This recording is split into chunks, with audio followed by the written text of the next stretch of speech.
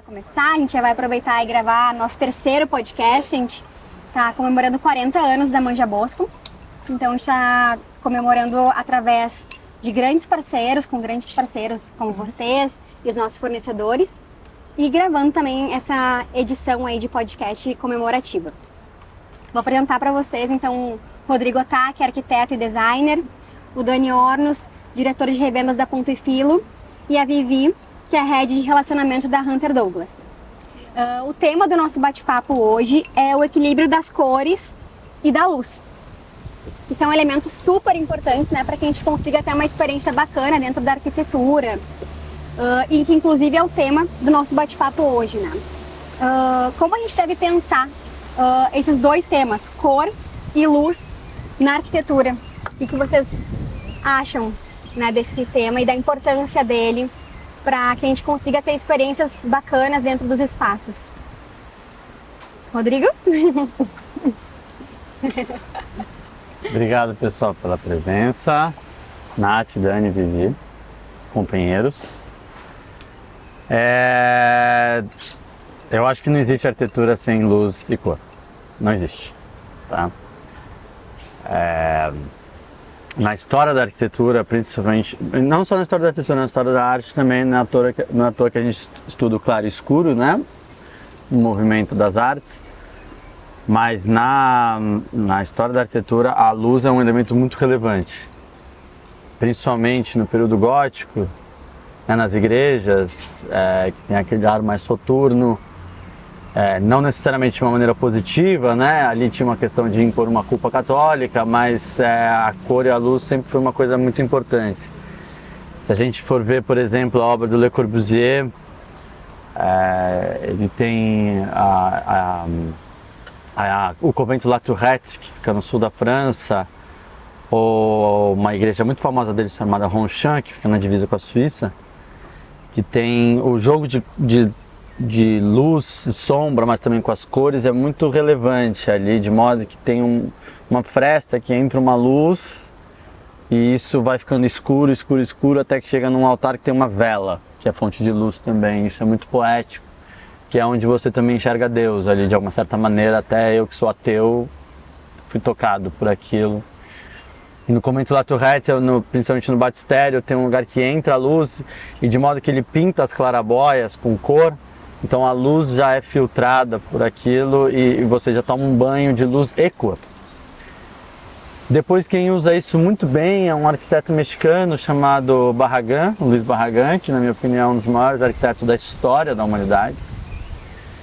E que tem também um convento, não é à toa que a gente está falando também questão ligada à fé, mas tem um convento chamado das Capuchinas, na cidade do México, que tem uma pequena capela que ela é totalmente amarela. Mas ela é tão amarela que você não sabe se é o ar que é amarelo ou se a parede está pintada de amarelo.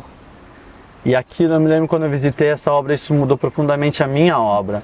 De modo que com muita frequência eu uso vidros pintados de amarelo para que isso filtre a luz, e aí eu estou falando de luz e cor, para que o ambiente fique amarelo, né? Eu uso isso com alguma frequência, sempre em homenagem ao Barragán. Então, para mim são dois elementos fundamentais, não só na história da arquitetura, mas também no meu portfólio. Saber quando usar a cor, mas também quando usar a penumbra. E aí eu recomendo muito um livro japonês chamado Em Louvor da Sombra, escrito quase 100 anos atrás, é de 1928, de um escritor japonês chamado Tanizaki, que fala de todos esses tons da sombra, os tons de cinza muito antes dos 50 tons de cinza, e de uma maneira um pouco menos sexual. E muito poética, e como essas transições na arquitetura são muito importantes, né? Entre o privado e o público, entre a penumbra e a luz. Então, quando você faz um percurso, mesmo em uma casa, você está num ambiente escuro e depois clarear, ou para quem já teve a oportunidade de ir para Brasília e vai na Catedral de Brasília, que eu acho uma das obras-primas do Oscar Niemeyer, antes de você entrar, você passa por um pequeno túnel que é um pé direito baixo, escuro, E aí quando você entra na nave é a divindade, assim, né? Aquela luz.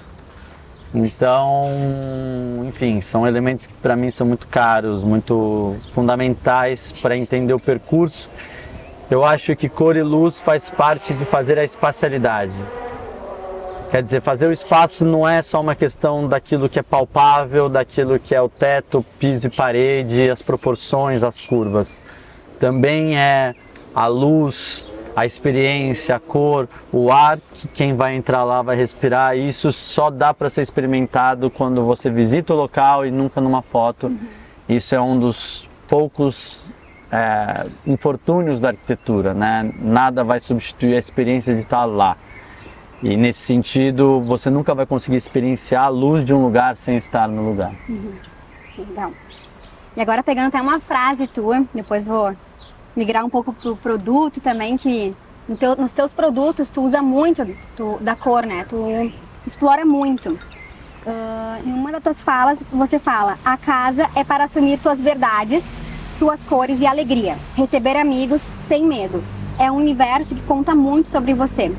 Daí migrando um pouco para os tapetes, que esses tapetes que a gente está aqui são todos assinados pelo Rodrigo. Como as cores e inclusive a volumetria interfere. E depois queria que a Vivi complementasse também com questão da luz, que foi um ponto que o Rodrigo explorou bastante. E daí a gente entra também nos produtos da Hunter Douglas. Olha, a experiência de desenhar tapete é muito legal porque é um elemento que muitas vezes é o último a ser escolhido, né, na casa, dos decorativos, assim, talvez a cortina da Vivi venha depois, infelizmente. Mas está mudando essa cultura, a gente às vezes começa com o tapete pela cortina. Essa é a ideia. Eu também, porque a cultura está mudando. Essa é a nossa proposta. O tapete ele muda completamente o espaço, completamente o espaço. Por exemplo, esse tapete aqui, ele não está nas cores que eu desenhei, tá? E tá tudo certo. Tá tudo certo, porque eu não desenhei para ter uma cor específica. Inclusive na última coleção que eu desenhei para Ponto e Filo, que a gente, na verdade, do escritório desenhou para Ponto e Filo, eu levei 100 cores, só as curvas. E pedi sugestão da Ponto e Filo de cores. Porque a Ponto tá aí há quantos anos? Quase 100, né? 1930, né? Pois é, Grupo Montreal. e eu acho que eles entendem de cor e do público muito mais do que eu, que não estou aqui no mundo nem a metade disso, sabe? E aí acho que a gente tem que ser humilde e falar, pô, eu quero ouvir o seu lado, o que que funciona, né? E então eu gosto dessa troca, eu por insistência do Marinho e da Vivian, que a gente sugeriu algumas cores, esses dois são da primeira coleção, e a gente sugeriu algumas cores, mas eu acho super legal quando vocês mudam proporção, mudam um pouco o desenho, mudam as cores, que aí é uma reinterpretação, porque eu falo que no caso dos tapetes o que a gente faz é metade do trabalho, a outra metade é de quem vai especificar ou do cliente final, né?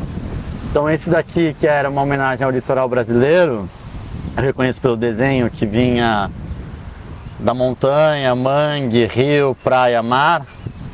Quando muda as cores, a temática muda completamente. Então nem adianta chamar de litoral, porque vai aparecer o litoral de Marte, né? E tá tudo certo. Eu gosto disso, eu gosto dessa participação. Quando a gente faz alguma coisa, a gente fez essa coisa pro mundo e o mundo vai reinterpretando. Então eu não tenho esse apego, assim. Então da minha parte, desde que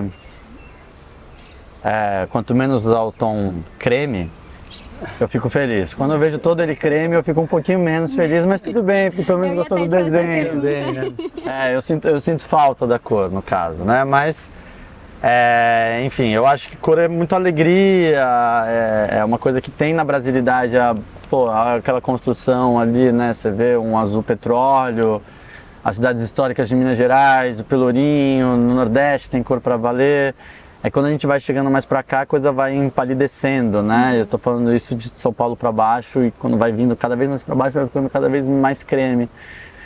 Então o tapete é uma maneira de você também convencer o cliente a colocar cor, porque o cliente fala assim, nossa, mas se eu pintar a parede com cor, e se eu enjoar? Pô, meu amigo, é só pintar de novo, sabe? Mas ok, põe o tapete então com cor. E se eu enjoar? Troca o tapete, vai na ponta e troca de outro, sabe? Então é uma das maneiras de tentar convencer o cliente a ter cor na casa dele. Legal. E outro ponto que eu acho super importante é o controle da luz também, né? Que isso interfere nas sensações que a gente tem. Então, eu queria que a Vivi contribuísse também um pouco com esse olhar. Não, eu fiquei prestando atenção em todos os detalhes que o Rodrigo estava falando sobre como a luz emociona, né? A luz, a sombra, criando cenários diversos, e a arquitetura, podemos falar que ela brinca muito com isso, né? A forma com que os elementos arquitetônicos trazem para dentro das casas das pessoas momentos de sombra e de luz, fazendo com que o humor das pessoas vai mudando. E a Hunter Douglas, desde que a gente também tem mais de 100 anos, e a Hunter Douglas, desde que começou a criar as cortinas inteligentes, as cortinas design, ela tem como objetivo principal criar cenas de luzes que vão de encontro com o que as pessoas vão sentir, se emocionar, criando cenas para que as pessoas possam ter várias cenas de luzes ao longo do mesmo dia. Então, a cada movimento que uma cortina, uma lâmina, um gomo, um desenho diferente que a cortina faz, que é muito mais do que só escurecer ou iluminar. É muito mais do que abrir ou fechar. A cada movimento que o tecido faz, você cria uma cena de sombra. Você cria uma cena de desenho entre a luz e a sombra. E isso faz com que a gente mexa com as sensações e as emoções das pessoas. Então, quando a gente olha para a arquitetura de vidro, hoje, muitas vezes, desculpa, ponto filo, tem mais vidro que piso. É verdade. Então, a gente tem a possibilidade de fazer um revestimento que vai abraçar a arquitetura de vidro e controlar a luz a favor do que as pessoas queiram sentir. O que é um desafio, porque a grande maioria das pessoas busca cortina para decorar. Só que quando a gente reveste pele de vidro e a gente vai fazer todo um trabalho de revestimento da arquitetura conectada, a gente precisa virar de costas para a janela, para a parede, e entender como a pessoa vai viver ali dentro. Quais são as cenas de vida que vão acontecer dentro daquele espaço em vários momentos do dia e como a sombra e a luz vai contribuir para isso. Eu acho que esse é o objetivo principal. Nós acreditamos muito no controle da luz a favor das emoções e das sensações e principalmente do bem-estar que isso pode levar para as pessoas dentro das suas casas, né? Sim, a luz e a cor se complementam na arquitetura, né? Totalmente, assim. Então, o controle dela, a escolha do tom perfeito. E fugindo um pouquinho agora de cor e luz, aí falando um pouco de materialidade, né? Na arquitetura não só o design é importante, mas os materiais que a gente utiliza também são de extrema importância. E hoje a gente está com 2 empresas que se preocupam muito socialmente, ambientalmente. Então, eu queria que o Dani contasse um pouco também sobre o EcoNew, que é um material diferenciado que a Ponto e Filo trabalha. A Vivi também vai complementar sobre os materiais que a Hunter está trazendo, também com esse viés da sustentabilidade. E depois, para o Rodrigo complementar como é também trabalhar com empresas que se preocupam e que têm esse olhar, né? A Ponto e Filo trabalha exclusivamente com esse material que é um nylon. É um nylon chamado EcoNew. Então é um nylon que ele é... Eu vou até voltar um pouquinho assim, né? Então o tapete ele tem uma ingratidão, porque apesar dele definir o espaço, ajudar no conforto térmico, acústico e tal, a gente pisa nele, né? Então assim, ele tem, além de tudo, ser um produto que seja feito com matérias-primas resistentes, né? Senão não dura nada e a gente vai ter que ficar trocando o tapete o tempo inteiro. Então, e nesse sentido, a Ponto, quando surgiu, ela veio muito para trazer, o ideal da Ponto é trazer o melhor tapete do mercado, assim, fazer o melhor produto do mercado. E isso não se resume só às técnicas. Então, a gente trabalha de uma forma manual, a gente vê assim os tapetes e a gente não tem a ideia de que eles são praticamente 90% feitos manualmente, de inserir e tirar fiozinho manualmente, né? Então isso é um ponto importante, mas também a qualidade da matéria-prima também, para que ele tenha essa durabilidade. Então não só a matéria-prima, mas a forma como ela é aplicada. Então, se a gente for ver no universo dos tapetes, a gente vai ver dois mundos, né? Então, acho que é o mundo das matérias-primas orgânicas, e aí a gente tem lã, seda, algodão, cânhamo, palha de bananeira, enfim, uma série de matérias-primas orgânicas e uma série de matérias e outro mundo que é o mundo das matérias-primas sintéticas. Aí ali a gente tem polipropileno, enfim, uma série de matérias-primas sintéticas, e a melhor delas é o nylon. Melhor por quê, né? Ele é melhor porque ele, primeiro, é o mais resistente de todas essas matérias-primas, né? Segundo, ele tem um toque muito próximo das matérias-primas orgânicas. Então, se vocês estão sentadas no tapete, vocês estão vendo, né? Então, assim, ele tem um toque parecido com a lã, parecido com a seda. Então, sem aquela asperez, né, que tem as matérias-primas que são sintéticas, né? E além disso, ele tem algumas questões, assim, de, por exemplo, não absorve líquido.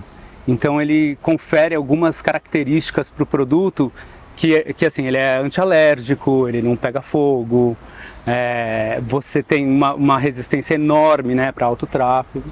É legal, a gente fala que o EcoNew, ele é regenerado. E ele isso. É diferente de um papel reciclado. A gente Exato. consegue transformar ele na origem mesmo, né? Ele não perde qualidade.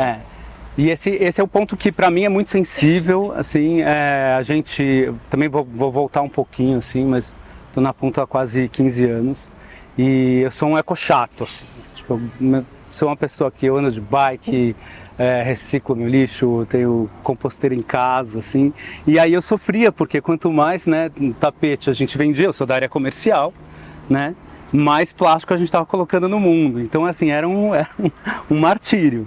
E aí o Marinho, né, o nosso diretor-geral lá da Punto, ele encontrou essa tecnologia, que é o EcoNew, que é um nylon que, apesar dele ser sintético, ele é feito a partir da coleta das redes de pesca que são abandonadas no mar. Então aí, assim, abre um portal, né, porque primeiro você está tirando a matéria-prima que está sendo jogada no mar, está matando vida marinha, que tem uma durabilidade infinita, a gente não tem nem noção ainda de quanto tempo demora para ser regenerada essa matéria-prima, né? Então você está recolhendo ela de lá, né? E recolhendo também os tapetes que são feitos de nylon dos aterros sanitários. Então só isso já seria uma vantagem, né? Aí segundo, você está deixando de produzir o nylon a partir do petróleo. Então assim, você não precisa mais, porque o nylon é um plástico, como todo polímero, né, um plástico, ele é um resultado ali da extração do petróleo, né, do refinamento, é isso? Do petróleo. Então, a gente não precisa mais fazer uma coisa tão agressiva, né, para poder chegar nesse subproduto para fazer o fio que vai fazer o tapete. Então isso também é uma vantagem. E aí para fechar assim, tipo, a questão é que essa matéria-prima, ela é regenerável.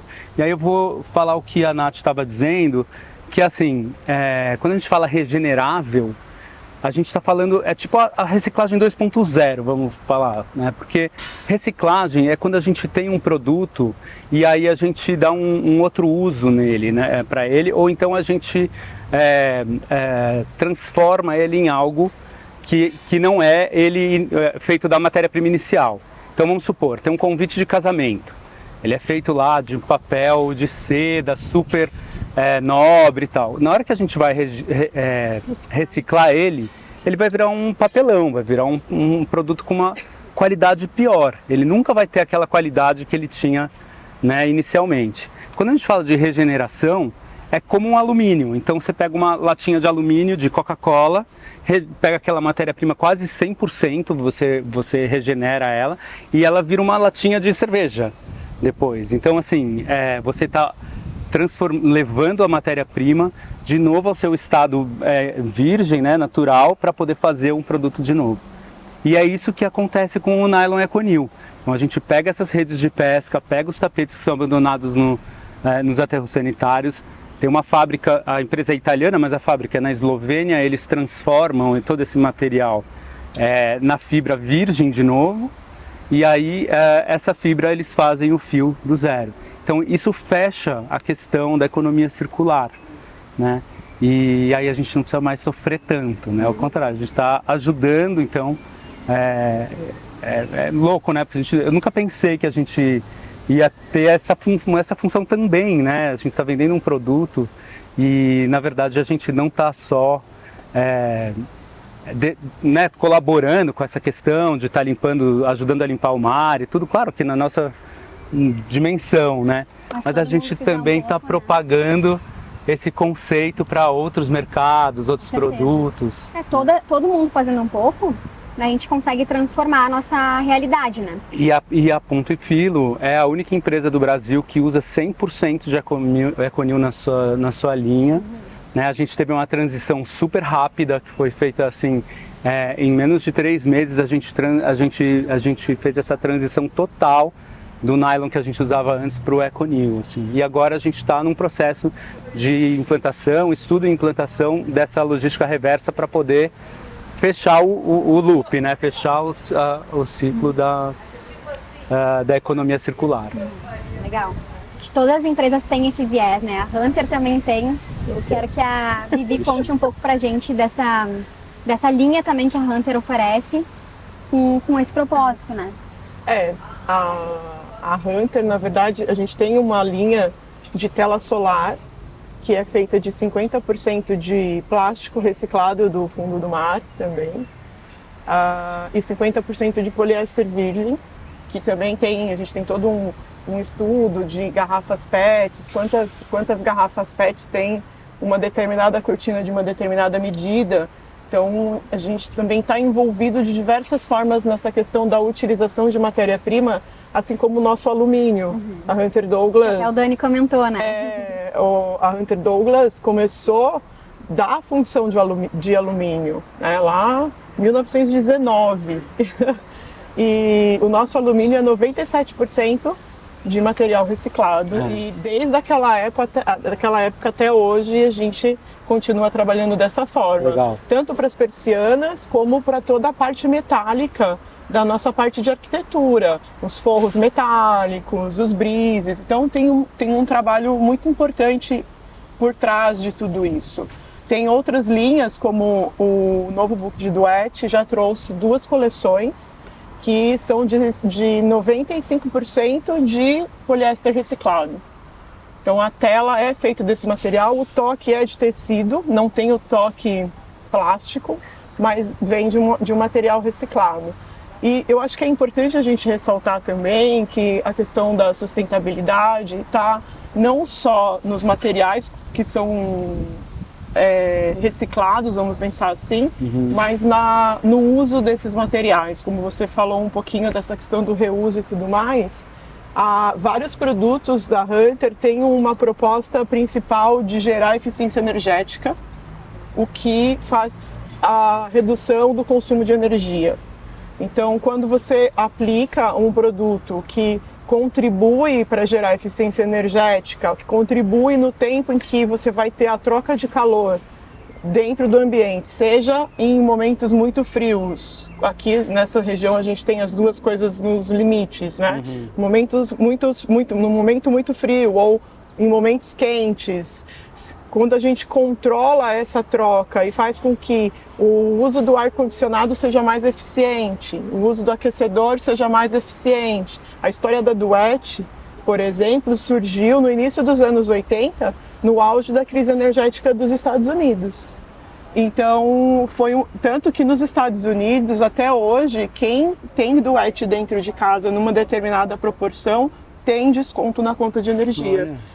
Então, são produtos inteligentes, são produtos design com uma proposta de contribuir de forma relevante para a questão da sustentabilidade, para a questão da reutilização de matéria-prima. E eu acho que, como vocês falaram, quanto mais empresas estiverem engajadas, né, o nosso fio, no caso da Citex, que é a tela que é feita de material também oceânico, não é da Econil, é de uma outra empresa que também tem esse trabalho mundialmente e que também tem essa preocupação e esse envolvimento.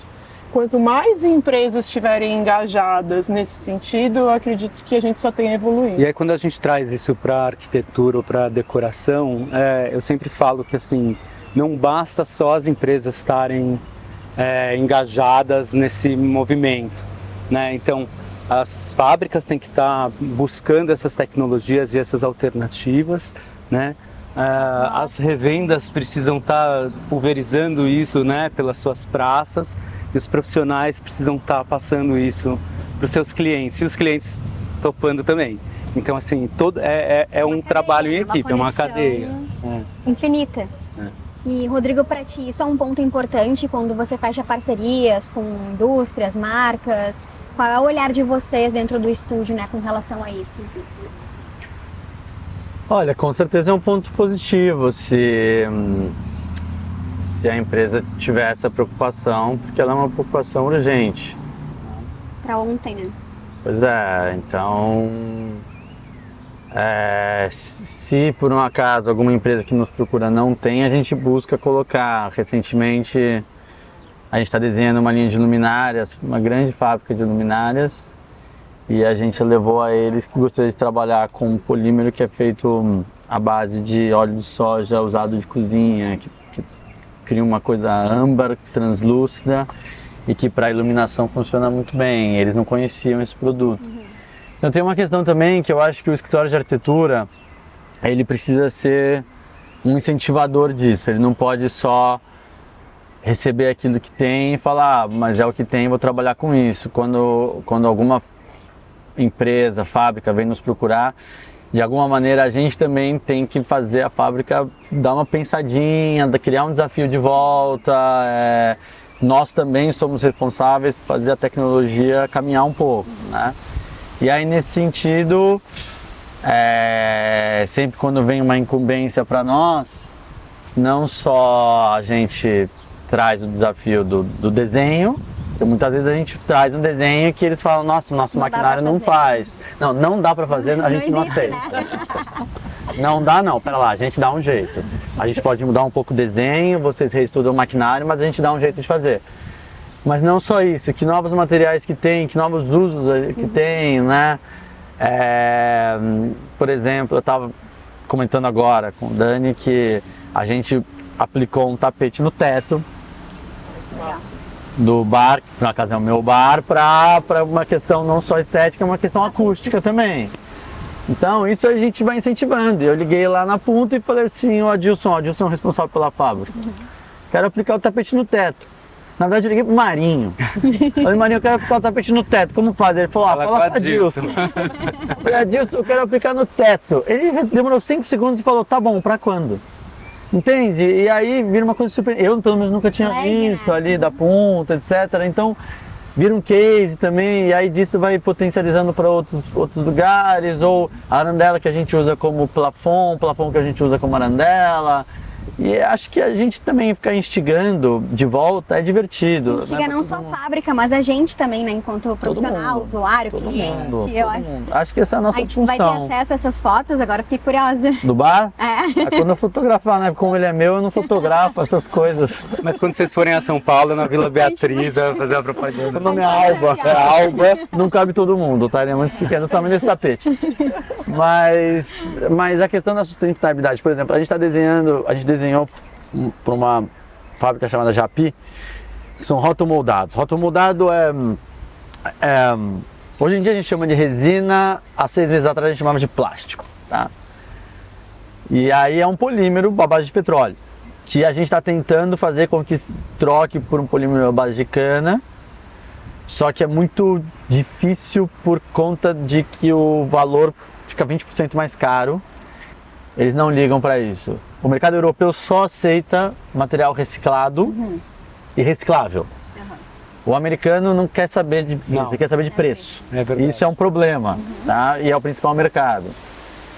A gente está lá lutando, eles também querem, só que eles também precisam faturar, uma empresa de bilhões, né? E aí a gente instigando, na Revestir a gente vai lançar esses móveis com ou a base de cana ou aquele produto, tubo de pasta de dente, sabe, que fica todo coloridinho, é tudo bonitinho. Então é uma nova função nossa também, ficar, né, instigando, fazer um desenho que seja divertido, mas também aí que tá, não pode ser só sustentável, tem que ser sustentável e também tem que funcionar. avançar de todos os lados. E eu acho que o estético é fundamental para também trazer o lado sustentável. Eu acho que só o sustentável, mas se o produto não for atraente, não faz sentido, não. mas se ele for só atraente e não tiver o discurso, hoje em dia também não tem o apelo. Então acho que tem que ter as duas coisas. O discurso hoje em dia é fundamental. Contar a história é fundamental. Então quando você olha para esse tapete e fala que o tapete vem da Econil, isso muda muito. Mas muda muito a percepção, inclusive para os nossos clientes, quando a gente fala que vai colocar, mas é nylon, por que a gente não pega um de algodão? E quando a gente explica, não, então tá bom, então vamos pegar. Muda a visão, né? Muda muito.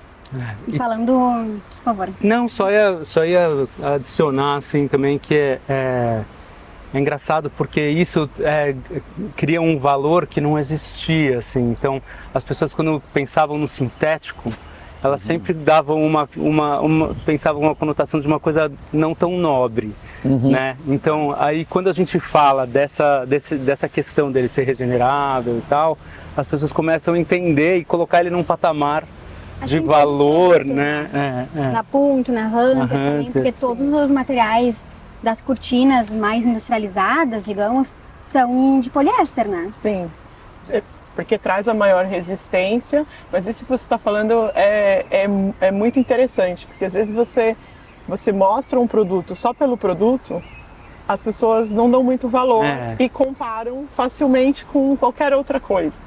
Ou até com coisas de outro mercado, né? Mas quando você conta a história, o objetivo, o propósito que aquele produto tem, ou a importância que ele causa, tanto para o meio ambiente como para as pessoas, aí o contexto e a valorização são notadas de forma muito diferente. Então, a mesma coisa um produto de design, né? Então, se você não contar como aquilo foi construído e o objetivo principal, às vezes passa despercebido pela grande maioria das pessoas o real valor que aquilo tem. Então, a história, o conceito agrega muito sempre, né? E o material também, a durabilidade, né? Porque não adianta, de repente, utilizar um material, mas que vai ter pouca durabilidade. Daí também a gente cai naquela viés também que não é sustentável. Exato. De criar mais resíduo, de poluir mais, né? Descartar. Que eu brinco muito também, assim, que a gente que vende cortina, que entra depois do tapete, a gente está tentando mudar isso. Não, mudar não. Ajustar. Entrarem juntos. A gente precisa entrar junto. Mas assim, nenhum cliente compra um piso intermediário para uma casa toda pensando assim, é muito piso para eu comprar agora, eu vou comprar um piso intermediário para gastar um pouco menos, investir um pouco menos. Se não funcionar ou se ele não resistir, daqui uns 2 anos eu troco o piso tudo da casa inteira. Mas com a cortina isso acontece.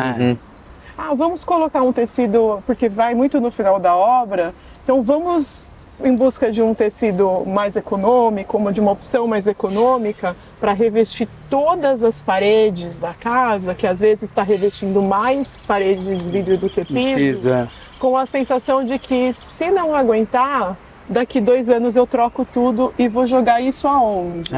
E outra coisa importante também é que quando aqui, por exemplo, a gente tem fachadas ensolaradas, e muitas casas e apartamentos nós temos fachadas de vidro ensolaradas. Quando a cortina não protege o suficientemente ou de forma muito eficiente os móveis, então ela vai embora cedo e ela deprecia os móveis, né? Todos os materiais, os revestimentos, as madeiras, os tecidos, as obras de arte. Então é uma conta que, para sustentabilidade, precisa ser também pensada, né? Nós temos produtos hoje na casa de clientes brasileiros há mais de 30 anos e eles continuam lá fazendo a função principal, que é a base da proteção solar. Você tira, lava e coloca na parede de vidro novamente. Então, quando você faz essa conta do investimento a longo prazo e da proteção do seu patrimônio a longo prazo, isso é muito sustentável, tanto para o meio ambiente como para o financeiro do cliente. Deve.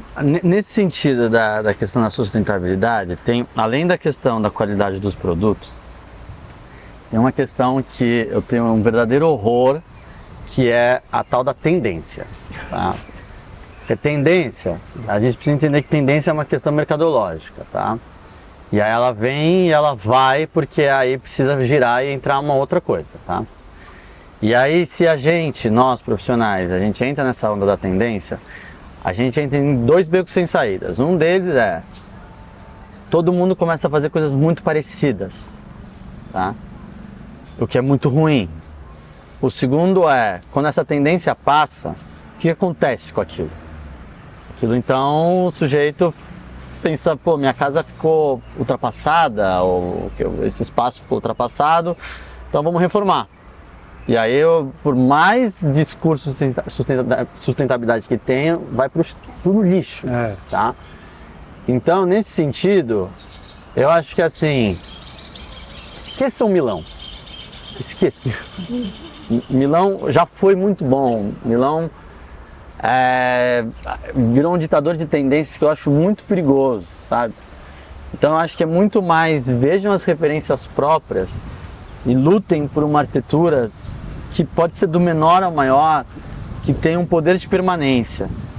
Porque mesmo que seja um material que não é dos lá mais sustentáveis, se isso fica lá 20, 30 anos, ele de alguma maneira se paga. Porque se você usa um material sustentável, mas ele fica 2, 3 anos, ele é pior. Então a força da permanência ela é fundamental e isso só vai estar na força autoral de vocês, né? Não é fácil, não é fácil. Vocês podem estar pensando, pô, ele é um otaku, para ele é fácil, porque tem o Rui, tem a Tomi, tem 450 obras, tem 70 anos. Eu entendo, mas mesmo para nós ainda não é fácil, sabe? Todos os dias é uma batalha para vocês, a mesma coisa, tá? A mesma coisa. Mas tentem sempre colocar uma coisa autoral, porque é isso que vai ter o poder de permanência na obra de vocês, é isso que vai criar o portfólio, é isso que vai ter a assinatura, é isso que vai fazer o cliente ter um orgulho e também um outro cliente que vai entrar e falar, nossa, achei que fosse de tal pessoa. Não, tem a assinatura de vocês, isso é muito valioso, não só para vocês, mas para o planeta também. Falando em assinatura, em autoral, DNA, o teu DNA da família Otaki é cor, né? Também é. Me conta um pouquinho, assim, porque as tuas obras, enfim, as peças assinadas, os tapetes, a gente olha e sabe que é do Rodrigo Otaki. Me conta um pouquinho mais desse teu DNA, assim, de onde que veio, se tem algum dedo da família. Ah, bom, tem muito.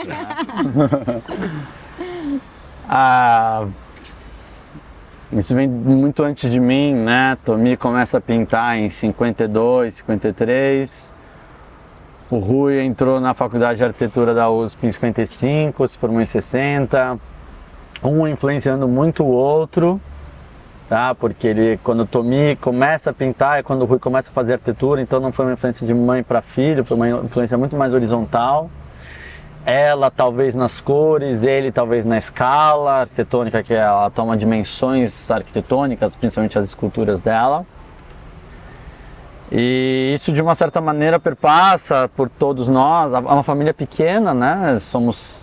Era Tomi, Rui, Ricardo, Elise e eu. Tomi e Rui já morreram e eu tenho 3 filhos. Mas pequenos, né? Mas isso que eu estou falando da cor, das curvas, é aquilo que também a gente enxerga da questão estética, plástica da coisa, é a mais visível. Tá? E aí eu vou acabar um pouco me repetindo, então vou ser muito breve. A Tomi era uma pintora profundamente intuitiva, de modo que ela foi mudando o trabalho dela sem estudar, ela sentia vontade de ir mudando sem medo de mudar, sabe? Eu acho, e de ousar. E a gente não pode ter medo de ousar, senão a gente também não chega no trabalho autoral, a gente não faz a arquitetura dar aqueles passinhos de formiguinha para evoluir. E a Tomi foi fazendo isso sem dar a mínima para crítica, né? E acabou alcançando muito sucesso. O Rui, da mesma maneira, isso ele aprendeu muito com a Tomi, que foi fazer de uma maneira intuitiva, que é essa coisa que um sentimento que vem muito de dentro, das referências que a gente vai colhendo ao longo da vida, né? Então é uma coisa muito potente e que eu acho que a gente precisa valorizar, e eu acho que está aí também muito a força de permanência, a questão autoral, que eu acho que é tão importante na nossa profissão. Isso talvez seja a parte mais importante que eu tenho aprendido com os dois, muito mais do que a cor e curva. Elas acabam vindo por uma identificação estética, mas a minha maior identificação é muito mais nessa filosofia otakiana da intuição e de tentar fazer uma arquitetura que seja o mais democrática possível, no sentido não de assimilação, mas de ser acessível, não só da acessibilidade, mas acessível no sentido de que ter espaços públicos o maior possível, dentro mesmo de uma casa, os espaços privados sejam os menores, os quartos menores e salas maiores, que é onde você recebe os amigos, lugares que sejam divertidos, aconchegantes, misteriosos, românticos, etc. Acho que tudo isso é importante, porque eu acho que a arquitetura está um pouco pasteurizada. Isso me incomoda um pouco, você ir numa sala que tem ripinha de madeira, e você vai para o quarto, tem ripinha de madeira e tudo é creme. E o amor? Onde está o amor? Sabe? Onde se faz o amor? Sabe? Tudo bem que a gente pode fazer na sala, a gente pode fazer nesse tapete também, por favor façam, mas a minha questão é, tem que ter uma diferenciação. Eu acho que até os lavabos estão assim. O lavabo podia ser totalmente preto, que é um lugar que você vai ficar alguns poucos minutos e vai embora. Então acho que essa ousadia que vem deles também é uma coisa que está muito no meu DNA. Agora vale dizer que quando você fala, isso aqui tem uma assinatura Rodrigo Otaki, hoje em dia não é mais uma assinatura Rodrigo Otaki, tem uma equipe. Sim. Tá? Desde que o Rui morreu, que eu assumi o escritório, eu me retirei do nome do escritório, inclusive, que se chama só Otaki, e aí tem uma equipe que participa da criação, e quando eu falo que é uma equipe que participa da criação, todo mundo participa da criação, inclusive tem algumas criações que eu não participo. Quando eu digo não participo, obviamente eu supervisiono, mas a Isabela, por exemplo, que é a nossa estagiária, tem projeto que ela toca sozinha, que eu só vou dando uma balizada e falo, tá ótimo. Porque para mim também é muito importante trazer outras visões.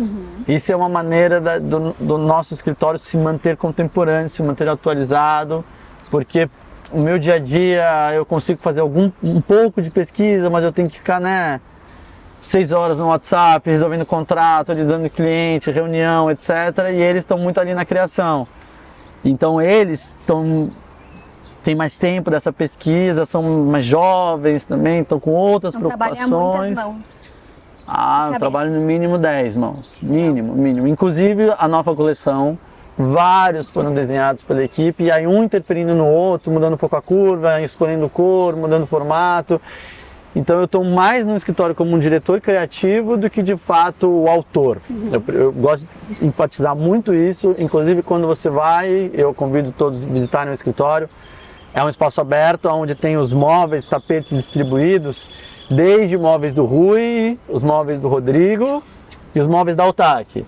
E isso está misturado de tal maneira que de propósito você não sabe qual é qual. Então essa atemporalidade também eu acho que é importante, mantendo, claro, uma certa lógica, não é bem lógica, uma linearidade entre eles. Legal. E para fechar, queria saber o que casa para ti é o quê? Para vocês? Pode começar, gente. Casa é o quê para vocês? Casa para mim é um momento onde eu me desconecto de todo o resto do mundo. Onde eu paro de viajar. Quando ela falou que ia me fazer essa pergunta, eu falei para ela, casa? Que casa? Aquela que eu visito de vez em quando para trocar a mala. Mas casa para mim é intimidade, é um lugar onde eu possa ser eu mesma, sem qualquer preocupação de julgamento ou não, do que as pessoas vão pensar ou não. Aquele momento que você se desconecta mesmo do mundo e se conecta com aquilo que é importante para você, seja você mesmo ou a sua família, os seus amigos. É um momento para você. Acho que casa para mim é isso, é aconchego com o que realmente importa, uma conexão com o que realmente importa. Estação de reabastecimento. É isso, porque a gente para ali, é onde né, repõe tudo, Sim, a gente falou todas muito as energias. de Né? conexão, a importância da cor, da luz, né? Tudo isso faz a nossa casa ser a nossa casa, né? É. E para fechar, Rodrigo, para ti, casa para você é? Olha, casa para mim é uma construção. Tá? Quando eu digo construção, é uma edificação, onde tem algumas que são interessantes e outras que não são interessantes. Tá? Eu estou mais preocupado não com a casa, mas com o lar. Eu acho que tem uma profunda diferença entre casa e lar. O lar é o afeto, é onde tem a sua personalidade ali. Né? Recentemente, a casa da Tomi foi desmontada para ter uma exposição de arte, que durou 2 meses. A casa da Tomi é a casa onde eu cresci, é uma casa que está aí desde 1970, a minha vida inteira foi lá. Tá? Projeto do Rui. É um projeto do Rui de 66, onde a Tomi viveu a vida inteira, pintou quase todos os quadros dela, enfim, sabe a casa da vovó? É a casa da vovó, só que a diferença é que da minha avó era uma casa 100% feita de concreto. E aí eles retiraram todos os móveis, todos os objetos da Tomi. Tomi morreu com 101 anos de idade, então ela tinha objeto para burro. E quando eles tiraram tudo, eu entrei na casa e falei assim, essa aqui não é a casa da Tomi, essa aqui é a casa do Rui, é a construção feita pelo Rui. Me deu até um pouquinho de mal-estar, porque era uma arquitetura pungente, maravilhosa, mas não era a Tomi. A Tomi morreu em 2015, mas todos os objetos continuam no lugar. E aí eu quase fui embora, falando, não, eu prefiro não ver isso. Então mostrou o quanto esses objetos pessoais são fundamentais para a ambientação, que é uma coisa muito difícil de fazer pelo arquiteto. Isso aí é uma coisa do dia a dia, que a pessoa vai construindo e é que ela vai fazendo o lar, né? E aí nesse sentido, a casa é uma construção, que é uma edificação, e o lar é uma construção no sentido de construção de vida, do aconchego, do afeto, dos seus amigos, das famílias, das piadas contadas, etc. Eu acho que isso quando eu estou falando da minha casa, eu estou falando do meu lar, né? E quando eu estou falando de casa, arquitetura é uma das coisas mais legais para se fazer, dependendo do cliente, obviamente. Mas no momento que eu busco é o lar. Bacana. A gente vai abrir para perguntas? Até interferindo no que vocês estão falando, uma pergunta muito interessante, porque eu tenho certeza que os clientes nunca pararam para pensar se eles querem uma casa ou um lar. É uma pergunta interessante para fazer. Com certeza. Pois é. E tem certas casas, eu não vou falar os nomes dos arquitetos colegas, etc., mas que são muito difíceis de transformar em lar. Porque tem casas que são tão perfeitas e daquilo que é chamado de minimalismo, vale dizer que o minimalismo no Brasil não existe, tá? Minimalismo no Brasil é esvaziamento. Vou colocar só uma poltrona, é minimalista. Não, não é bem isso. Tá? Eu tenho uma ascendência japonesa, o minimalismo japonês vem de um outro lugar. Mas são aquelas casas que são tão perfeitas que se você chegou em casa e jogou a bolsa, você acabou com a decoração. Aí como é que fica o lar? Né? Você não pode pôr um porta-retrato ali, você com a Nath, a netinha, porque estragou a decoração. Eu acho isso cabível para uma construção como uma casa, porque ela tem que ser, na verdade, o lado da pessoa que vive lá, né? Afinal, você está construindo o sonho dessa pessoa. Não é é o meu também, mas assim, é o dinheiro da pessoa, é o sonho da pessoa para a pessoa viver. Ela tem que ter esse espaço para construir o lar dela, né?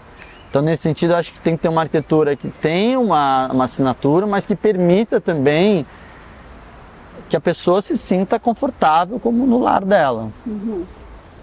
É uma visão de extrema importância, porque é onde a gente vai criar nossa história, nossas conexões, lembranças, né, como o Rodrigo comentou. Então, ter esse momento com vocês foi muito especial. Quero, em nome da Márcia, da Manja Bosco, de todo o nosso time, agradecer ao Rodrigo novamente, a Punto e a Hunter por estarem aqui conosco hoje, e vocês por nos virem nos prestigiar nesse momento também. Obrigado. Obrigado. Obrigado.